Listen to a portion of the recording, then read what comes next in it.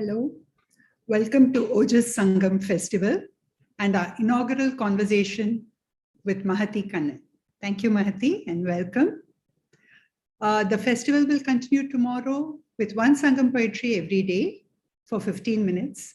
But I think we start with today's focus and we continue with where we stopped in our last Sangam festival in June, 3 months before. So the focus was on text and technique. And we were looking at what is it to revisit the past, contextualize this in the present. What is its relevance in the present?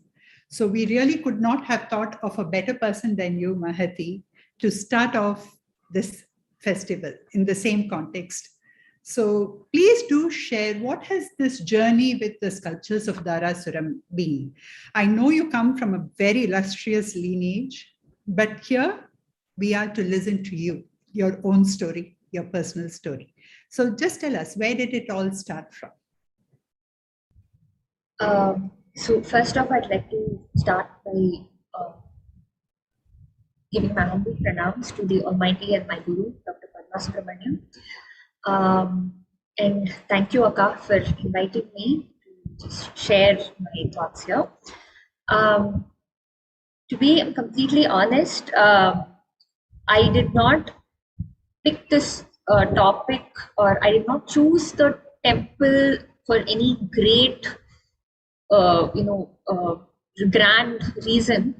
I actually happened to visit the temple some months before I started my dissertation, where I noticed that there were a lot of dance sculptures. That's it. But way before that, I did not realize how much this temple would actually come to mean to me when I visited the temple at that point, visited Darasuram at that point of time.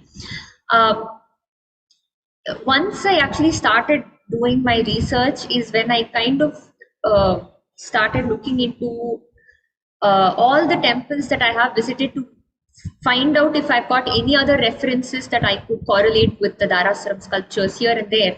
And I came upon a set of photographs which I had completely forgotten that I had saved and even posted on to Facebook. I had completely forgotten about it.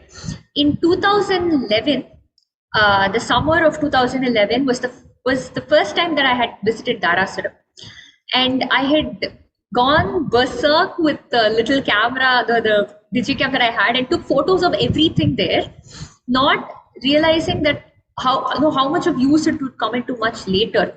I have a couple of photos from that time. I have my mother here who was helping out with the screen sharing. I had absolutely no idea about, I had no idea about the temple, to be completely honest with you, at that point of time. So who was that image to? Is it Amma? In that second image, no, it's not Amma. I will show you a close up. Amma, can you just do the larger? That's actually Paduka.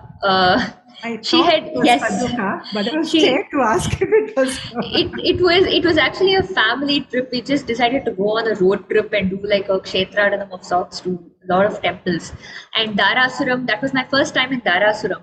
And I decided to take that picture like that because it was, she is the one who told me that, I also used to climb onto the temple walls and all to see the sculptures. So I said, okay, I also want to try it out. And I got up onto it and that photo was clicked there.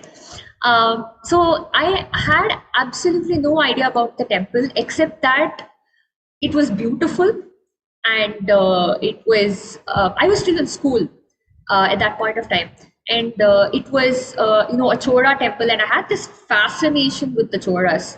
Some kind of a fascination with the Choras, and at that point of time, though I did click all the dance sculptures there that I could find there, I didn't think more than that. Oh, they're beautiful sculptures. I'm just going to click photos of them because I love sculptures and I love temples. And then I completely forgot about it. And fast forward to 2018, that's when I was in my final year, my second year of doing my graduation. When I was in school, another point is that when I was in school, history was not my strong subject. I was actually quite weak at it because dates, I could not remember dates. Like anybody else, I had a huge problem with remembering which year, which century, what was the exact date, what war was it, what battle was this. The usual, I did go through all that. And I actually, to be honest, I still cannot remember dates. So most of the dates to save my life, I still cannot. I have to mug it up.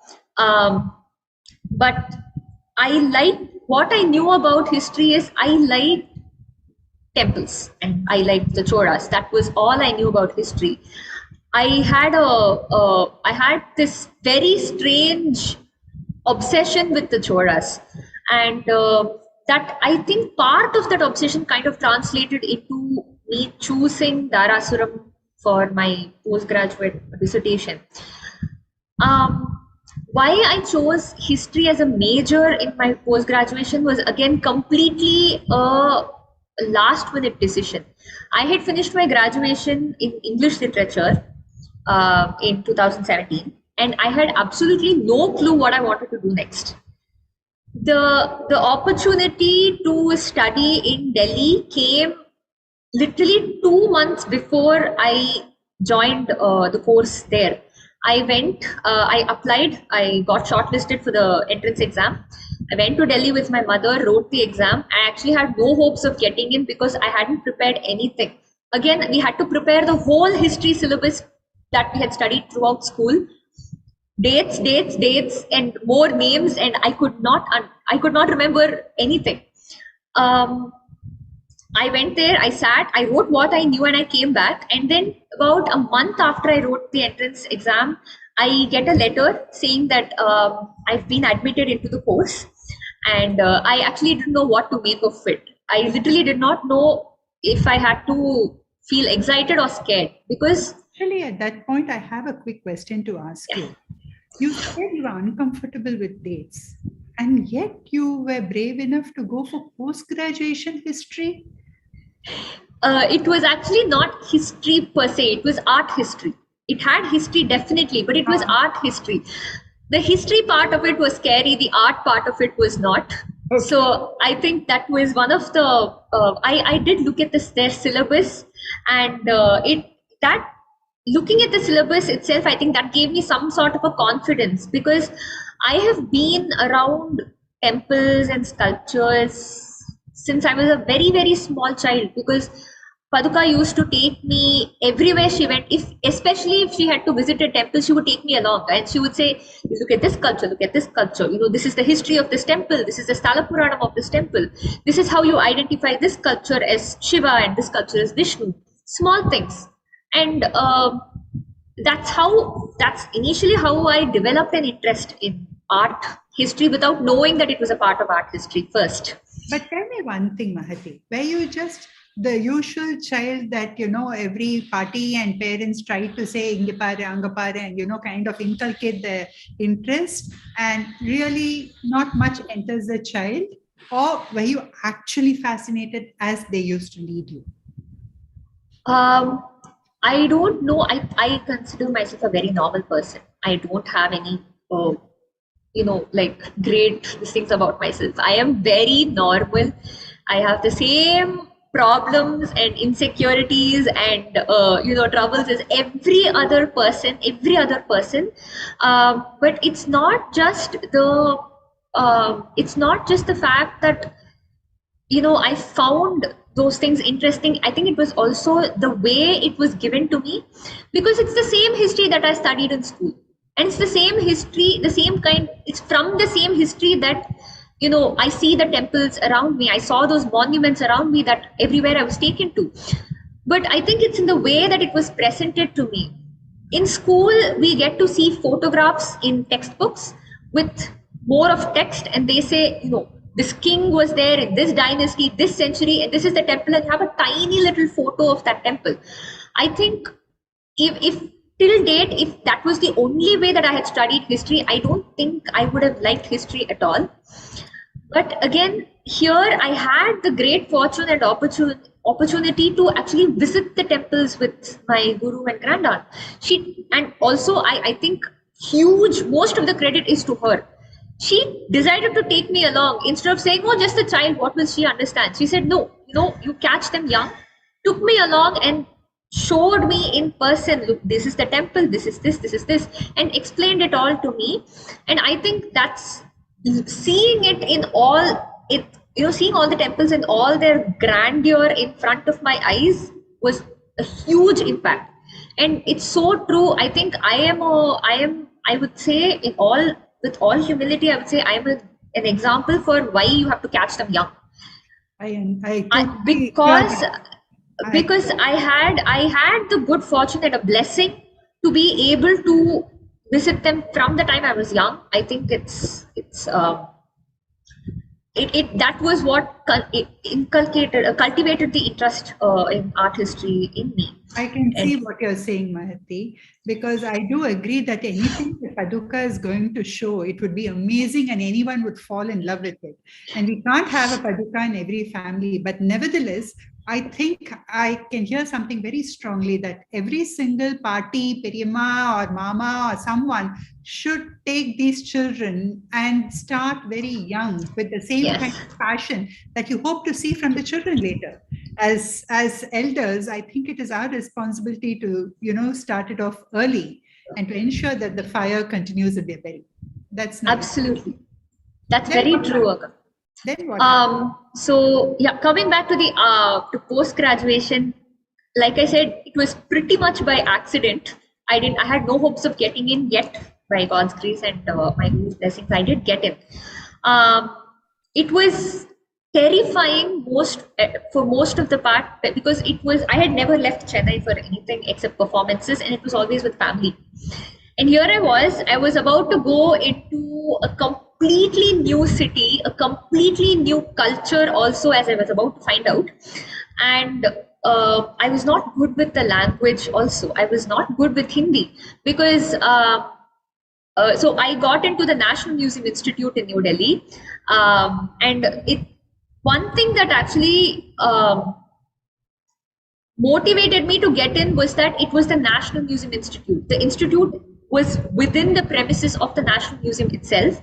So the prospect of, studying in the classroom and then stepping out, and you have all the sculptures from all over the country readily available through different eras, it was amazing. So I think that was the one thing that initially kept pushing me and saying, yes, this is a great opportunity. But I didn't know anything of Hindi, and that scared me initially, because the only Hindi that I knew was from movies and Bollywood songs. And worse than that, I guess it was worse in this context, is that the only kind of proper Hindi I knew was from the Mahabharat serial, the Hindi serial. So I realized that I could not go there and talk in highly classical Hindi. People would look at me like I'm mad, and it's Delhi. And these are the things that really scared me. I was initially, at least, I was just this really scared kid trying to acclimatize myself to to a place which I had never been, a situation in which I'd never been in before. Okay. And absolutely it was very difficult, because I had grown up like this in a very closed environment. It was always art. It was always I always had my family around me to help me out in any situation. I did have family there as well. My mother's chitti, my mother's aunt and uncle were there, and I think that was also what gave my parents the courage to send me there to a city like Delhi. Especially because there were all these things about, oh, you're going to Delhi. You actually read my head, because if you're going to say that I was brought up like this and I have never seen the outside world, I was actually wondering what would it be for the family to actually send this child to Delhi like that, Ironically, I was the last person to be convinced about this decision to going to Delhi. My entire family was okay with it from the start. They were coaxing me, saying, no, this will be a new experience. You go ahead. I was very scared. I was very scared. They had confidence in you, Mahati. I think Yeah. they knew you better than what you knew yourself. Absolutely, I think that's true. That's possibly true Definitely. of many children as well. Sometimes people around us, not just children, in fact, sometimes people around us know us better than what we know ourselves. That's nice. So yeah, that's why they had to coax me till the second I landed there, saying, no, it's okay, you apply for this. And then that took a week of coaxing. And then, oh, you got into the shortlist, you were shortlisted for the entrance exam. Okay, that's okay, you don't back out now, you can go and write, start preparing. That took another week. And then, oh, you finally got in, don't worry, party and tata are there, you go ahead, you'll be fine there. That took another few, took a bit of convincing myself as well that, no, you know what, it's fine, you're going to be okay. It's a new place, but you will be able to adjust. I think a lot of the time I relied on the fact that I will be able to adjust, I'll be completely fine, I'll be fine. Once I got there, relied on the confidence that the family had in you. The family had me, absolutely. It's a little different from what we otherwise usually see today, right? Because very often, at least I was in UK and in the West, I can definitely see by the time you leave alone post-graduation, even for graduation, very often we listen very carefully to what the student is speaking and we work around that. So here we are speaking about post-graduation, but I think each has its own strengths. At this point, you were piggybacking on your family's Yes. confidence, and they were bang on. Yes, very true, Akka, very true, actually. In fact, I was hell-bent on not leaving Chennai ever for anything because I just didn't want to. I had kind of found like a very comfortable niche, but now looking back, I feel Delhi was a necessary change for me. Nice. It was a definitely necessary change that I didn't realize at that point of time. Initially, of course, I'd just like to add here that initially I had a very love-hate relationship with that entire city for various reasons. But I think now that I think about it, there's more love than hate there.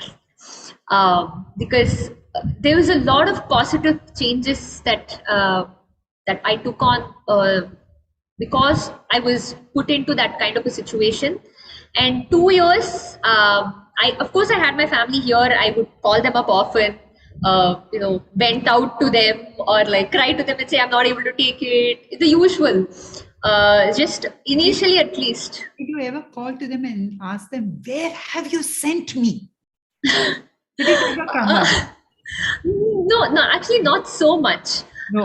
Not so much. Like I didn't become that desperate because quite early on, I kind of started looking at trying to get the more positive aspects of this situation that I've been put in. Of course, my grandmother and my grandfather were there. So they actually, it was like every time I went to college or anywhere outside and I came back to their home, it was like coming back home. So that was always one part of the day that I really looked forward to. There were other things definitely, but that little bit of comfort was there throughout. Yeah. So that was there, and that was again a huge blessing. I think if not for them, I think it would have taken a much longer time for my family to be confident enough to send me to Delhi. So throughout, actually, it was a big learning experience because I knew about temples, I knew about a little bit of Indian art here and there, but that course kind of opened up my horizons vastly. It taught me we had to learn about different kinds of art, different kinds of architecture, from not only from all over the country but the world as a whole. And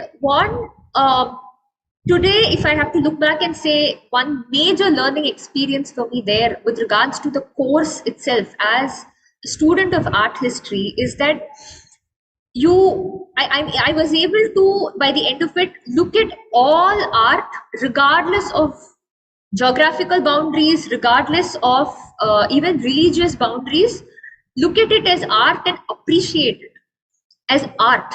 And I think that kind of extended to a lot of other aspects of where that kind of an art form came from also. The culture that that art form was cultivated in, that culture where that kind of a sculpture, that school of sculpture or that particular kind of architecture, why was it that way? It opened up so many avenues to me. I was actually able to, by the end of it, it was just pure appreciation and awe at the way that art was created. How beautiful, how beautiful. We did a lot of things. We learned how to analyze a sculpture part by part, look at the details, how to identify a sculpture, that is, how to figure out which century the sculpture is from, or which dynasty patronized that sculpture, by looking at the features of the sculpture, by seeing what stone it was made from. All these were the nitty-gritty technical details. But at the end of the day, when I sit back and I look at my notes and I look at all the lectures, the photographs that we were given, it was just pure appreciation. I could look at, say, the Darasuram temple, or I could look at the Konark temple. I could even, today I can confidently say that I can look at the temple and I can even look at a mosque, because a mosque or a fort, a Mughal fort, and see absolute beauty in both of them. And that I'm very thankful for that experience, because of the fact that it made me appreciate art better than I already was. I think if we can all just learn to appreciate beauty wherever it is, however it is, and just appreciate human beings for who they are, it just makes our world so much more beautiful. Absolutely. As simple as that. Absolutely. More beautiful and simpler, much simpler. Yeah, definitely. You learn to respect, you learn to appreciate, and it's our world which is getting better. We are not doing absolutely. Absolutely, Akka. Very beautiful. Very beautiful. Absolutely. Especially when I was, because we had to do a little bit of history, the basic political, socio-economic history of a dynasty, in order to understand the kind of motifs and symbols that they used in their art form. And especially when, up until school, before taking up art history for my post-graduation, the last time I studied history was in school, and then 3-4 years of not academics, no academic study of history per se, and then back to history. A lot had changed for me in my own understanding of history. It had matured over those 4 years itself. But once I started studying the actual history of some of the dynasties, I realized exactly what you had said. I realized there was so much of war, so much of, strife in all these dynasties. They faced all those problems at some point or the other. Internal strife, war or battles, or some kind of enmity with another kingdom or another king. And a lot of those also got reflected in the art that they brought out. Absolutely. A lot of it, like sometimes one dynasty's, suppose if they have a lion as their emblem, and another dynasty has a wild boar or some other animal as their emblem, to show their superiority, they would show the lion pouncing on the elephant or something like that. All the even enmity got reflected in art, but it's art. And the enmity also, it gained a kind of an artistic beauty. It is a human emotion, no, Gaia? It's a human emotion, absolutely. You can't stop it, whether it is someone being upset or someone being in love. It is a human emotion, and it just has to go unheeded. Absolutely. Absolutely. I'm just curious to know one thing. You have been to Darasuram earlier as a little child, holding the finger of Paduka and going. But now when you went back with this added understanding of, as we go back, text and technique, what did the sculptures at Darasuram now tell you? What was new about it? I have to say that one visit that I made to Darasuram initially, actually, I did not notice the sculptures at all, except when I took the photograph. And then out of sight, out of mind. Okay. And at that point, I was a lot more fascinated by the 4 feet, 3 feet sculptures that are there on the niches on the walls of the temple. Okay. Because they're a lot more noticeable, and they are they're not ardhashilpas. They're not half sculptures. Yeah. They're not Yeah, bar relief sculptures on the wall. They're there. They've been sculpted in full, in round and placed there.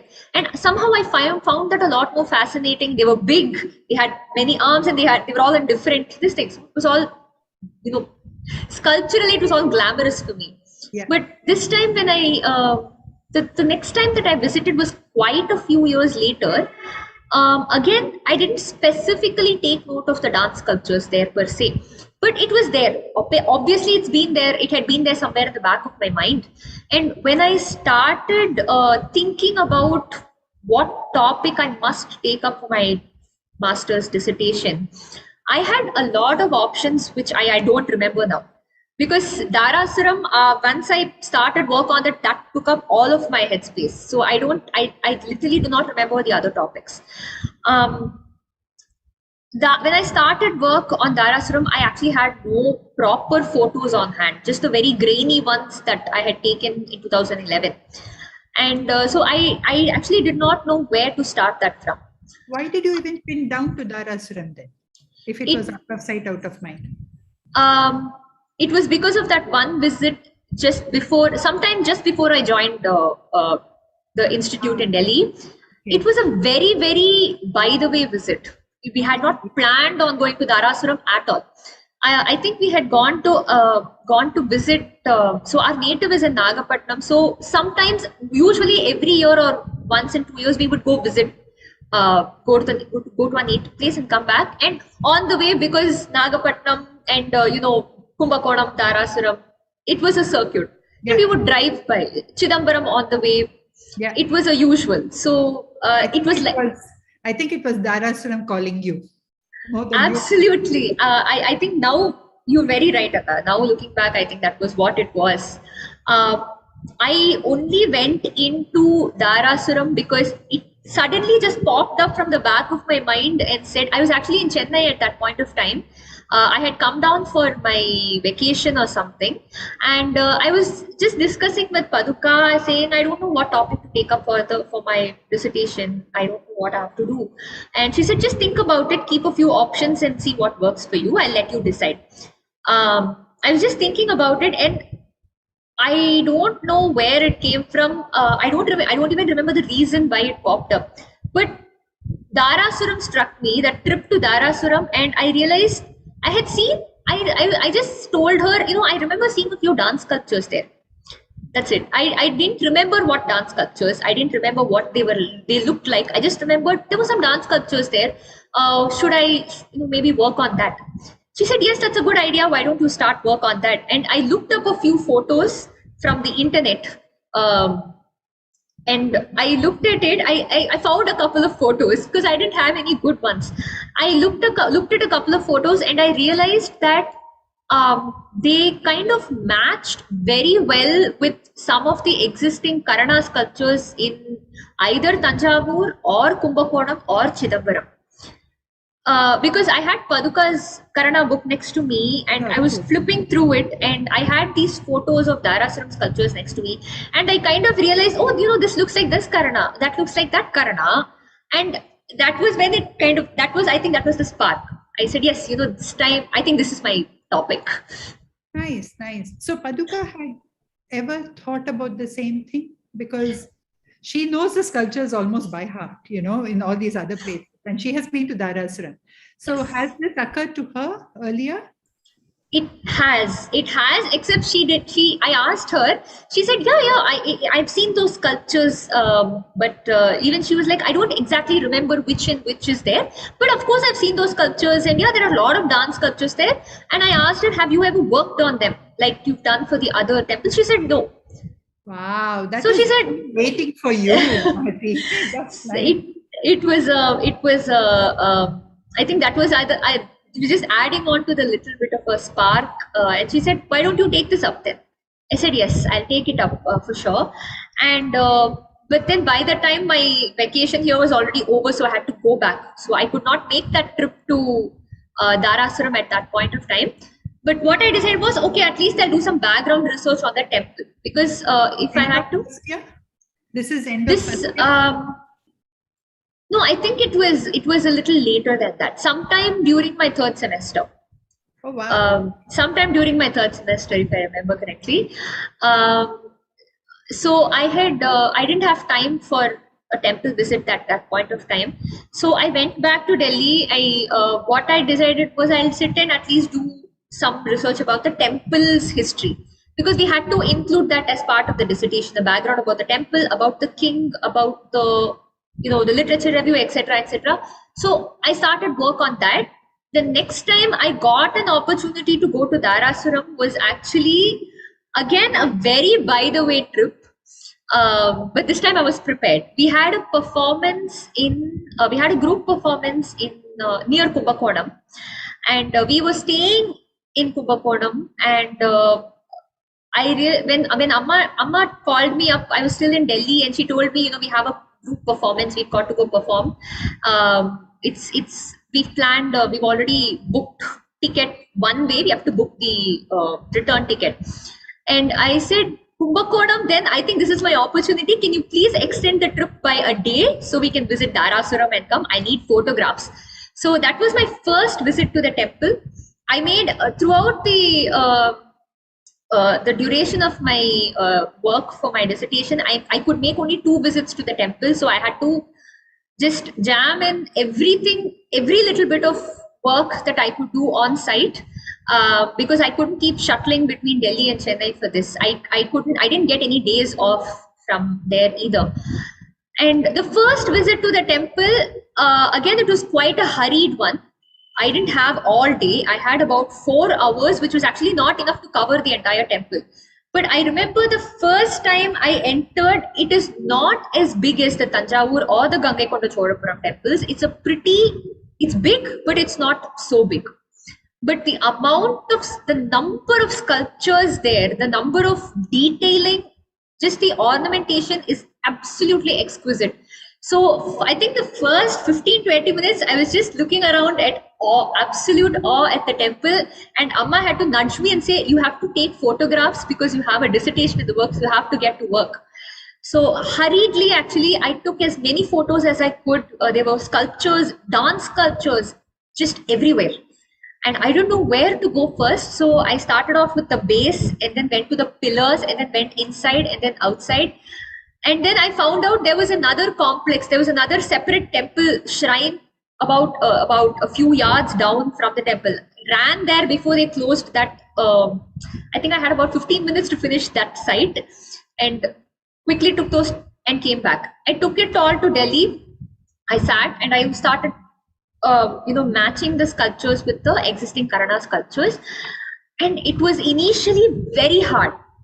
I had a lot of plans for my dissertation in my head, but I had actually done a bit of groundwork, and now I just had to get a guide. That was the next step. That was actually when I hit my first roadblock. Not when I got my guide, but after she called me in to give my first idea for my dissertation. That I would say beforehand, that was my biggest takeaway, or like a realization for me through this dissertation. So we were actually on a field trip from college in Karnataka, and it was a 10-day trip, and my guide was part of the group. We were in Pattadakkal. I do not want to mention her name, but we were in Pattadakkal at that point of time, and I was so excited because in one of the temples there were just so many forms of Shiva, and I was trying to identify each and every one of them. I love iconography. I really love iconography. So I was trying to identify all of them. And my guide was standing next to me and I was taking notes. She looked and she said, why don't you take up this temple for your dissertation? You seem to be able to work well with the sculptures. I told her, no, ma'am, I've actually already started work on another temple. Already started groundwork. And she asked me which temple, and I said, ma'am, it's the Darasuram Airavateshwara temple. And I should have gotten the hint here, but she said, oh, where is it? What is Darasuram? I was actually quite taken aback because it's a UNESCO World Heritage Monument, and being an art history professor, I actually expected her to know that. And but I didn't think much of it at that time. I told her what my basic idea for it is. I told her, ma'am, I'm correlating these sculptures with the sculptures of the Natya Shastra. I'm working. So when I said Natya Shastra, she said, oh, you're working with the Natya Shastra. I said yes, because she had done some work on the Natya Shastra herself. So when she told me, okay, I'd love to be your guide for this. Why don't you come and work under me? I was very excited. I was like, this is a great opportunity. I finally work with somebody here who knew something about the Natya Shastra, because most of them there had not heard of such a text at all. And I did my, I had put my chapters, headings and titles, and gone and given it to her.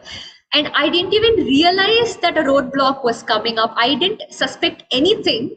And when I started explaining to her, saying, ma'am, so these are the movements. This is the part of this Karana movement that is frozen, this sculpture. First thing she tells me is, wait, but Karanas are not movements. They're all poses. And first roadblock, I said, first thought that struck in my mind was, what is going on?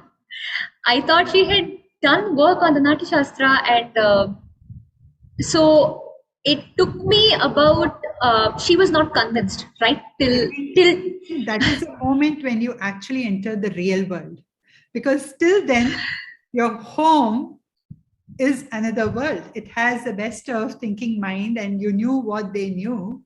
So suddenly you realize the real world out there is different. Absolutely. The thing is, my biggest learning experience, to cut a it was a half an hour, very passive argument with her, I was actually I was trying to quote the original text of what little I knew from the original text, saying, ma'am, this is a movement. And when I brought in Abhinav Gupta's commentary, she said, but you can't take in Abhinav Gupta's, why are you pulling him in? So it was a bit of a struggle. Somewhere it would have also been difficult to hear all this from one as young as you, because suddenly there's a role reversal of who's the teacher and who's the student here. Actually, it wasn't even that. It was just difficult it was actually difficult for me to try and convince her. After a point, I realized there was no convincing her.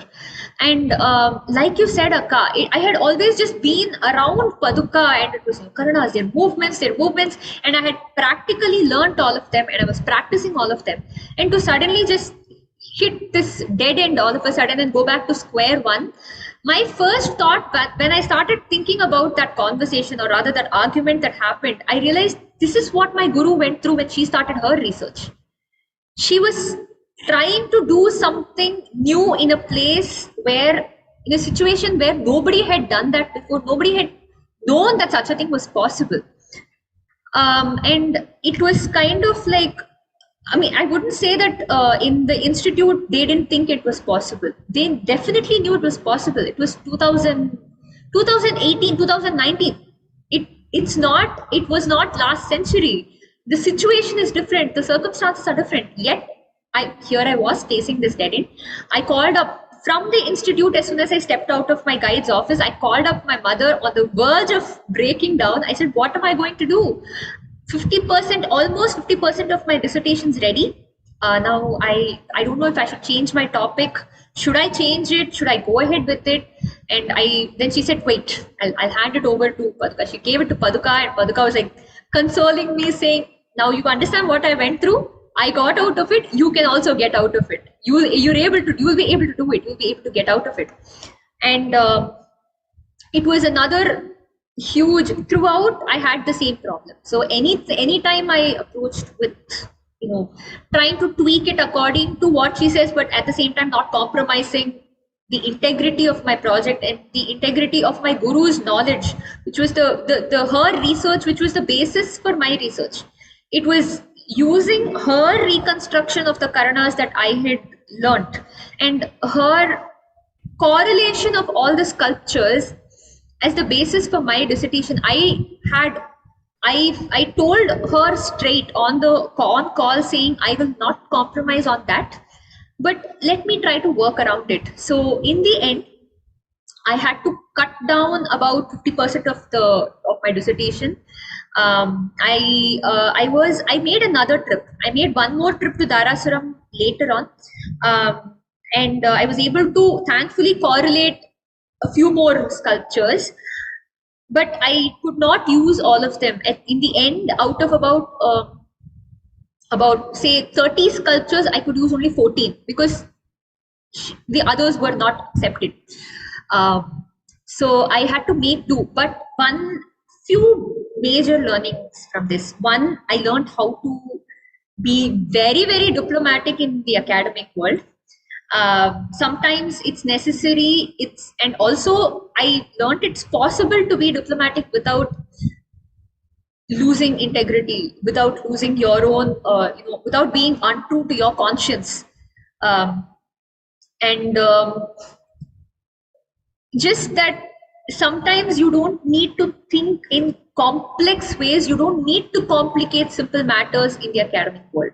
I had given a very simple concept and it kind of got blown up, but I somehow managed to, thankfully, I think I definitely had a better guide in Paduka, definitely, because every time my guide here would say something, I would go back to her and get her advice as to how exactly should I deal with this.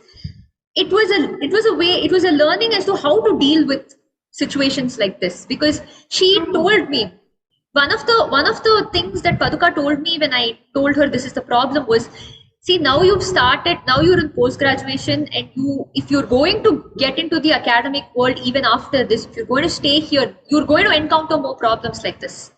Yeah. Because like you said, Akka, this is the real world. You're going to encounter more problems like this. People are going to continue to question, what is and what is not. So you have to get a very important point here, Mahati, because it's not compromising on one's own integrity and holding on, and yet not rubbing the real world the wrong way is a very fine balancing trick, which I think we all have to learn, and it doesn't come easy.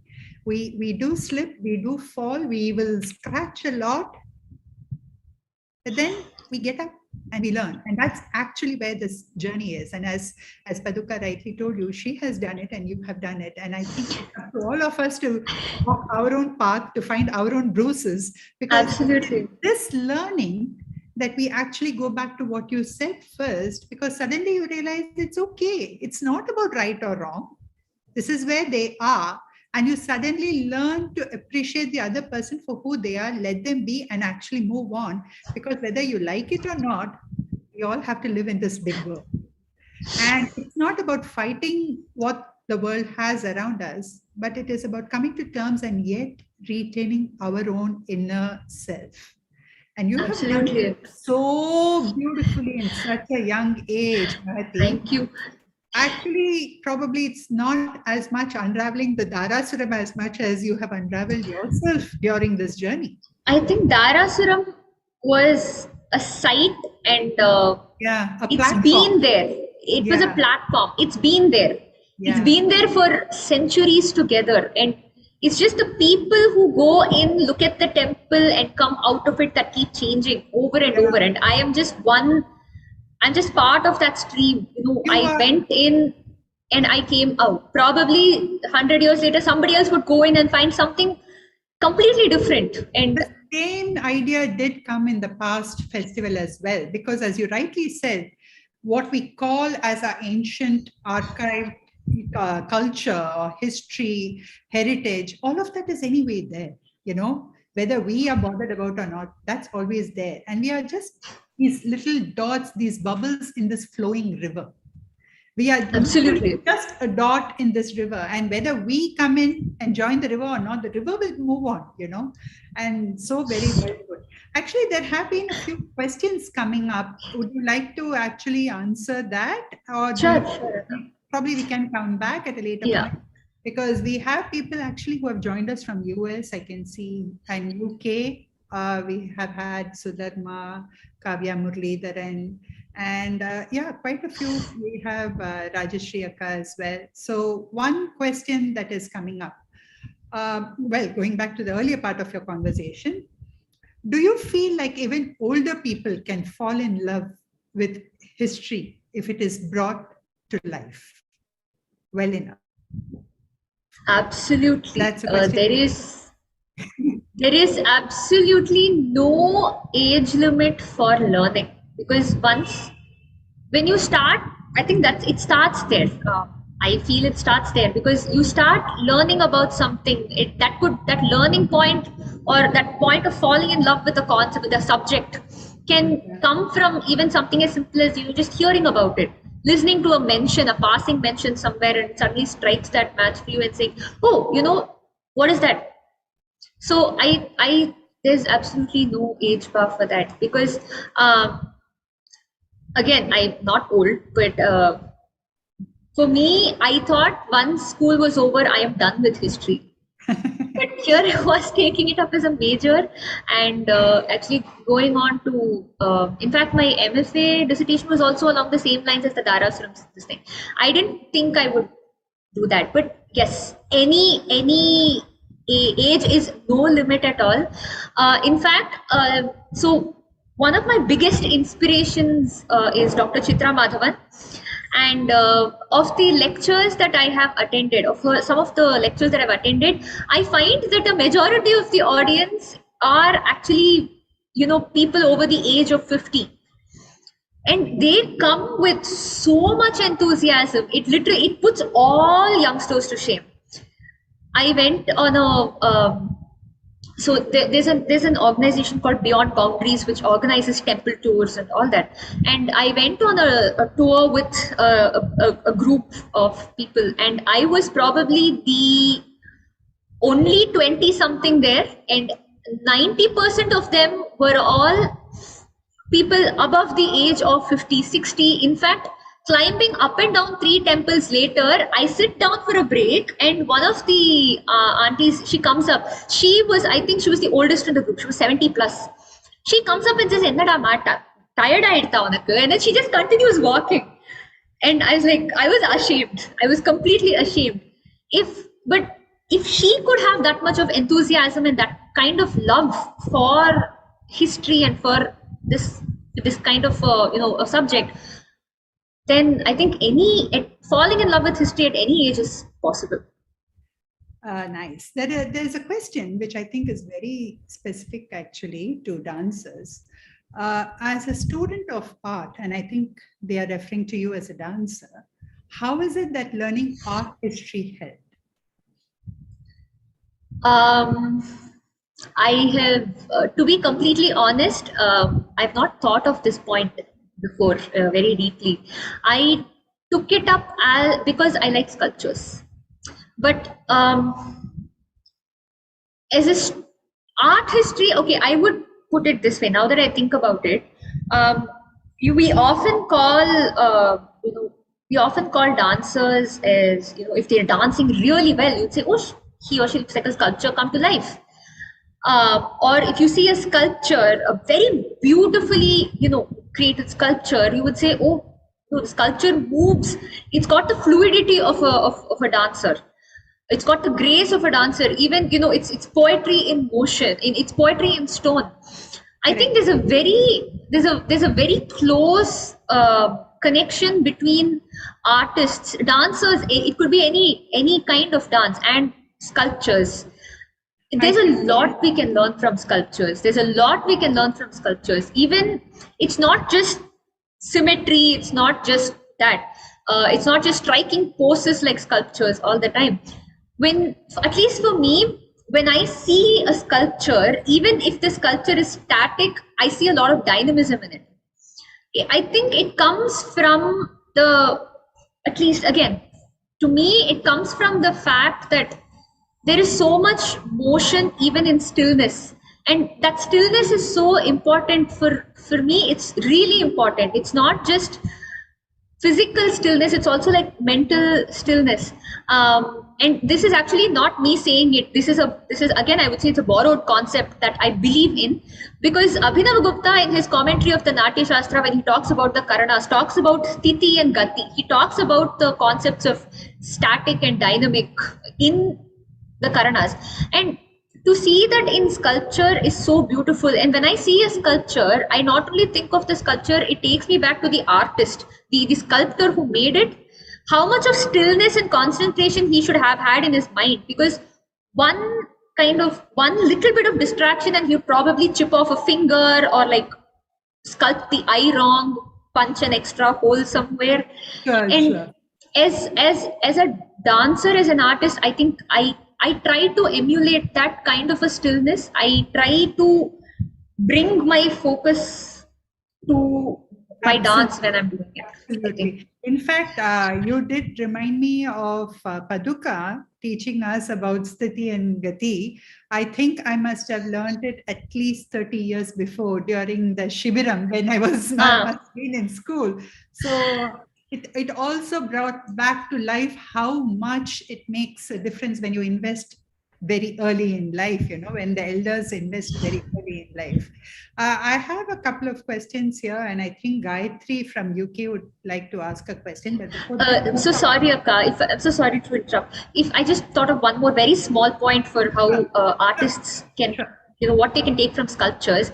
This is something a bit more technical. At least I found that when we work with different texts, we can take inspiration from sculptures in terms of iconography. You're taking a text on Vishnu, you have a description of Vishnu, but then you don't know, you have Shankha Chakra Gada Padma, you don't know how he's holding what. So you could probably take a sculpture of Vishnu for reference and figure out, how exactly to do it. Gayatri, I don't know if you want to ask a question yourself, or do you want me to read it out?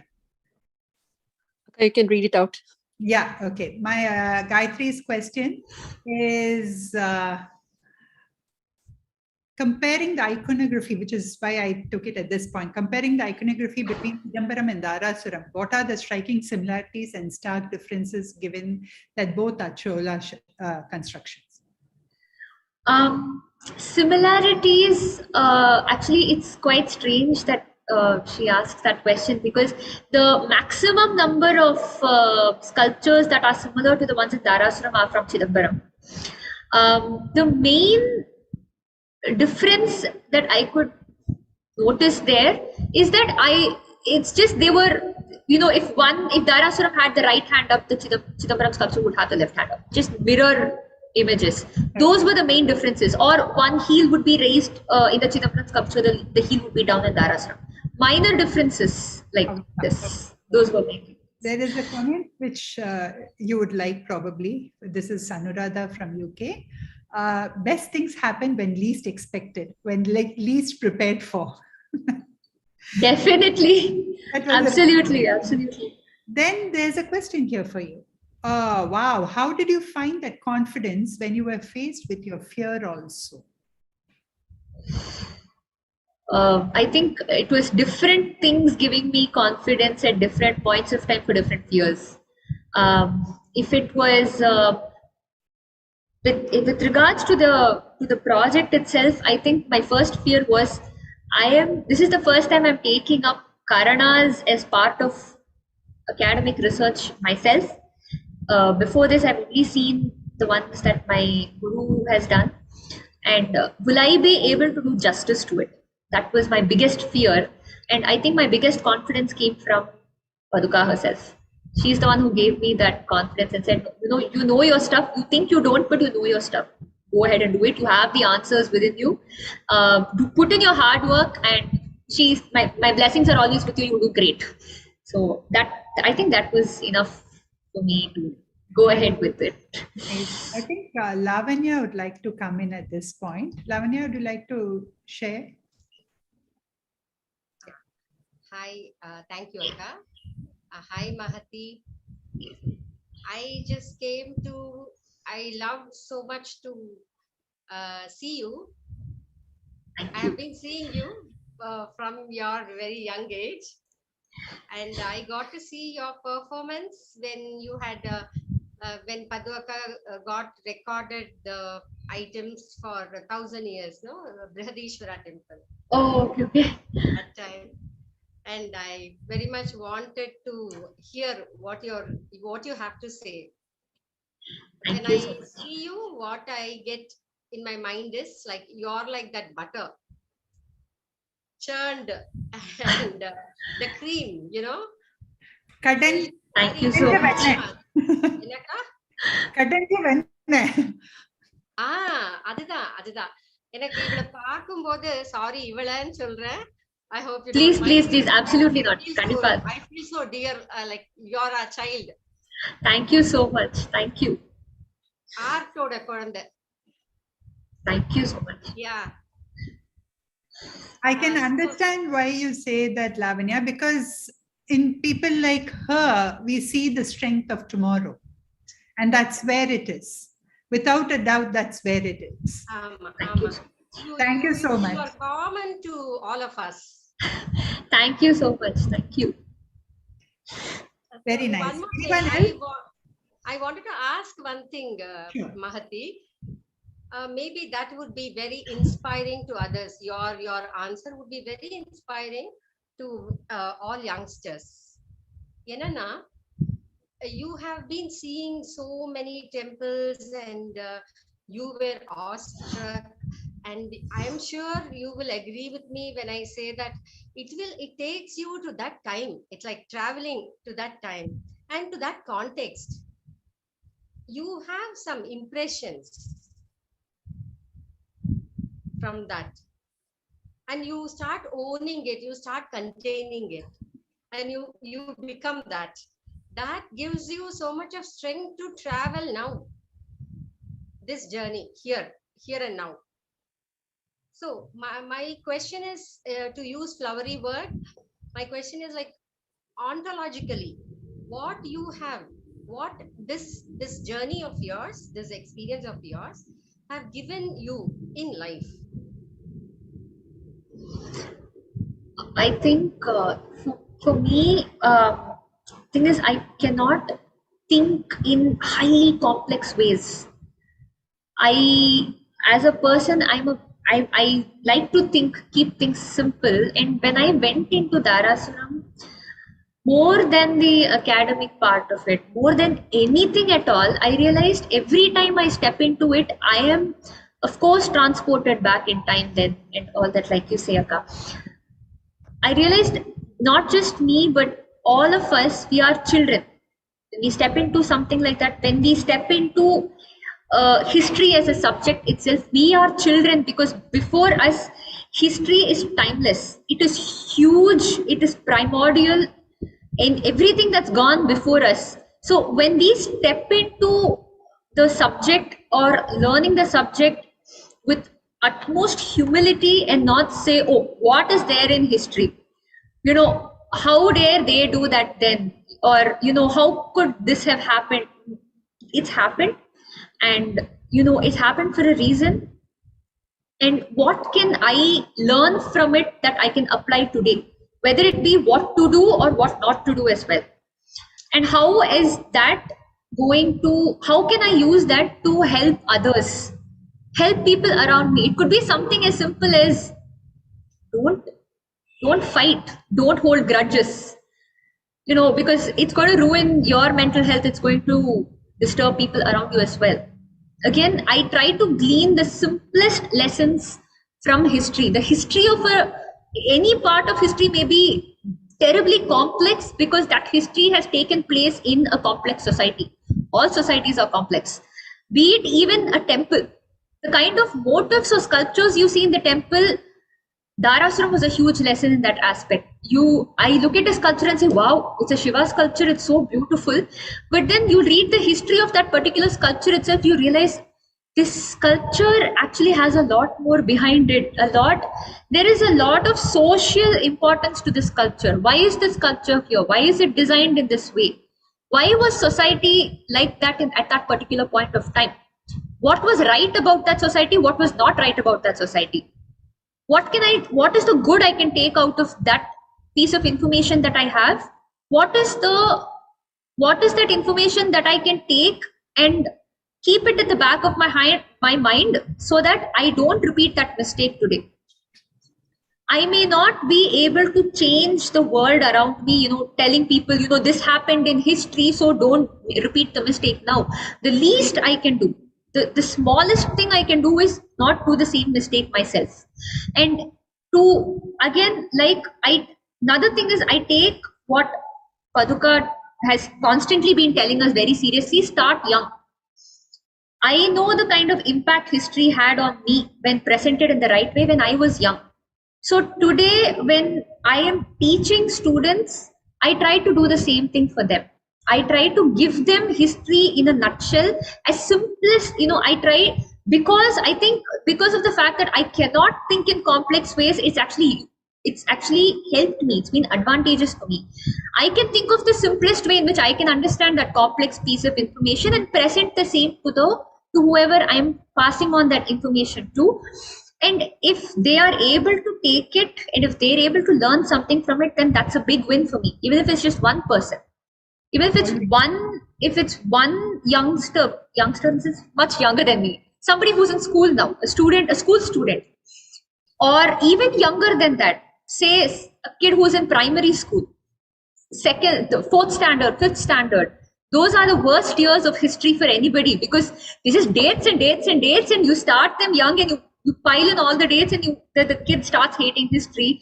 But at least when they come to dance class, and I give them little tidbits here and there during their dance lessons itself, say they're learning a particular song, even something as simple as an Uttukada Rasa Shabdam.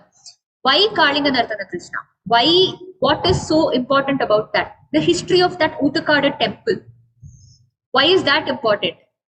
It's very small things. All these are also part of history. When we think of history, immediately, because of the kind of history we are taught in schools, we think of only dynastic history, Cheras, Cholas, Pandyas, or Mughals and the British Empire. This is also history. This is part of dance history. So even if I can't teach them the right history as it should be taught in schools, the least I can do is teach them the right kind of dance history. And this is Mahati, very nice. This is my start early, keep it simple. Well, it needs a lot of filtering to get those complicated things to make it simple. But when we have experts like you, keep it simple. Not an expert at all. Not an expert. You are an expert to that primary child, no? Right? No, you start early, and the beauty is there's a long journey out there. And I think there was a lot of value in what you said, that it's very humbling. When we always visit the past, it humbles us and makes us a speck in this entire journey. It allows us to walk and take the burden off our shoulder and just walk freely, and it is beautiful. Yes, there will be many questions coming when we start contextualizing. It's going to get complicated, but it doesn't matter. Just filter it out, keep it simple, and I just enjoy. Absolutely. And another thing is that I felt like with respect and appreciation, I guess. Sorry to interrupt again, Akka. Another thing is, I found that the confusion part of it is so integral to simplifying it, because you're trying to understand a very complex idea and you first have to get confused with it in order to get clarity out of it. It's like just like a knotted earphone, and you're like really frustrated with it, like, how do I unknot this, how do I unwind this? And then you actually step back and look at the bigger picture instead of restricting yourself to one small thing. You look at the bigger picture, and then actually a lot of things start kind of making sense. And when we talk of contextualizing, again, a huge learning for me as a student of history, even art history or history, is it's just you have to put things in context, because certain things were relevant at a particular period of time. They are not relevant today, but that does not mean that history is irrelevant because it belongs to an earlier time. You have to learn from it. It's always understandable. It's always important to understand that context. Absolutely. I think we couldn't have ever got a better starting for the Sangam Festival, Mahati, because you literally wrapped all the ideas together, and that too actually in a very interesting manner. Like how Thank you so much. Hooked on. You got all of us hooked on, so we couldn't have started off better. So thank you so much. Thank you so much. Thank you. And you do remind all of us what a beautiful generation you all are, and how safe the world is in all your hands. So thank you. Thank you. Thank you so much, Akka. Thank you. Absolutely. Thank you. So we will look forward to the Sangam Festival. We will have one poetry every single day for the next 9 days, our own Navaratri in some sort. And it's going to be just 15 minutes every day. So it's just one item a day. So please stay with us, and we will look forward to what it has been like the next week from next Monday onwards. So for the next 9 days, one Sangam poetry a day. Thank you so much. Thank you once again, Mahati. What a joy. Thank you. Thank you. Thank you so much, Akka. Thank you everyone for joining.